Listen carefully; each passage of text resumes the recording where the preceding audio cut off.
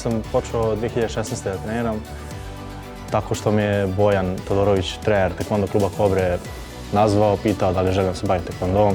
Ja sam došao i tu smo gde smo. U sportu sam ceo život, volim sport i volim trening i uvek sam bio na nekom ozbiljnom nivou, iako kao mlađi nisam to tad kapirao koliko je zapravo ozbiljno kada se svaki dan trenira.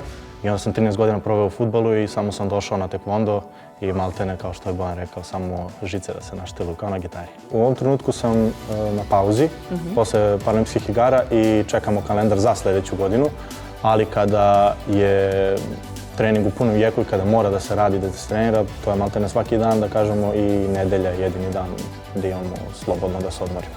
Ko je svestran u glavi, mislim da može da se bavi bilo kojim poslom, ne samo sportom, poslom, sportom, čime god zamisli, samo da ima pristup određen, da bude svestran i da prima znanje, jer niko ništa ne zna i svi učimo ceo život. Najdrže su eto tri evropske medalje koje imam i možda zlato u Americi koje smo uzeli, ajde da kažem da je to neki onako najlepši uspeh koji imam. Te ja pokušavam na sve moguće strane da koliko god mogu, dok, što kažem, moja familija, moj tečar, što kaže, dok me noge služe, šta god mogu da radim, nije mi nikakav problem. I eto, između ostalog, pored taekwondoa i profesionalno bavljenje taekwondom, imam još 2 posla. Trenutno radim u Automoto Savezu već dugi niz godina i počeo sam takođe sa Arenom Esport da igram igrice na njihovom kanalu 5 puta nedeljno.